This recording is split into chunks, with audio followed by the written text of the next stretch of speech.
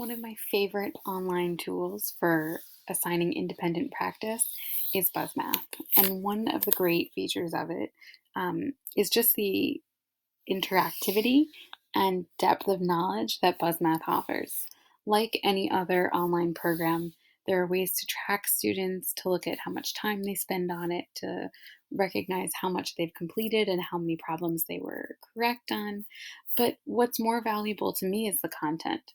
And it offers a variety of problems from Common Core third grade through eighth grade. It also uses NCTM middle school. So if you're from a program that isn't necessarily tied to Common Core, there are all different features from different core areas in math. And it also offers brain teasers, other types of explorations. It's just a wonderful pool of content. And so I wanted to show you a little bit of the program so that you could see what it looks like before actually subscribing. Right now, during the pandemic, it is offered for free. But in the next school year, there are different pricing plans. So this is one that is not free usually, but is definitely worth the money, in my opinion. It's much different to IXL, where there's a bit more rote understanding. Here you can see there is a lot of cool stuff. So let's look at some of the lessons, and let's look at ratios and proportional relationships. And so when I go into my grade 7 book and I click on that strand, you can see that I have a whole slew of options I can assign students. And particularly, there's some review, and that's great because I can think about what might have been missed in grade 6 or what might be a concept that's so important that I want my 7th graders to still practice again. It's great for differentiating for students who might be a little bit behind, and just gives a real nice sense of where they were coming from. These are the skills that they're going to need.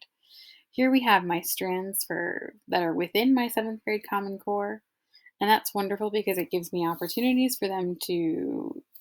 for me to align some of the work with what I'm doing in class. So let's look at some unit rate problems. I'm going to open the activity, and this is what a student would see. So often when we have some issues where students are feeling like they weren't competent on certain problems, I'll just pull it up and we'll go over it together. What you notice here is that our first problem is not just a straightforward what's the unit rate, but it gives different options. So it says here a rate is a special ratio that compares two different types of units. For example, the rate 100 gallons to 4 miles compares the two different units, gallons to miles. Select the relationships below that represent a rate. So now this is something that's really activating different types of thinking. So I'm going to think about, well, this doesn't really seem like a rate, 3 years to 4 years. That seems a little bit like I don't know which is what I'm comparing. $5.06 per hour. That seems like that might be a rate. I'm going to click on that. 3.8 inches of rain in 2 days. That seems like a rate to me. And 6 ounces for $4.61. I'm going to try that. I wonder if I'm right. I'm going to give it a check. Ooh, and I can see that I'm accurate. And I also am going to get a little bit of an explanation of my solution. I can then carry on to the next part of my problem. And I'm going to walk through that and I'm going to check it off. And let's say that I got something wrong. So in this case, a unit rate is a rate that compares an amount of something to 1 unit of another type of item. So what if I made a mistake here? And what if I said, I'm going to try 2 kilometers in 24.7 minutes? Because that seems like a rate to me. Uh-oh, I got it wrong. And so what I'm going to be able to do is I can look and see what did I do. Yeah, so I can drag over what was the correct answer. And so if I'm not quite sure about that, I can retry the page and try again. And so what was really nice is that solution there gives me a good example. And here, let's say I get it wrong again. I can see the correct answer. I've got a reminder of what a unit rate is. And so I've got multiple times that I can try this.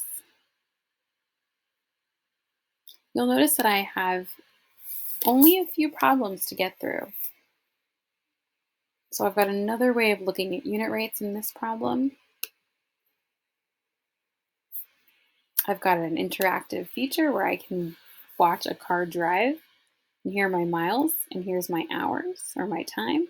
And so I can use that to answer the next questions. I have another type of unit rate problem. And then these are going to get progressively harder. So at the end, I'm going to have some trickier ones. We've got what is not equivalent. And then here's some matching, looking at rates with unit rates. And so what's really nice about this is only 11 problems, but think about how deep these problems were. It wasn't just 50 of the same problem. They were all different styles, all different ways that students can really connect to this subject area. We can go back. And once I've actually done all of my problems, I'll earn a gold star. And so that's a nice little incentive for some of the younger students, but even the older ones love getting stars. What's also really lovely is that you can think about some of your students who might be looking for some extra work, or if you have a course that's a blend of different levels, you can also kind of pop back and forth between grade 8, grade 7. You're not limited to the grade you teach, which is fantastic. Right now, it's only offered in 3rd through 8th grade, but in the fall of 2020, 2021, 1st and 2nd grade will also be available. And this is also something that I offer some of my students who are just missing out on some of those early basic skills.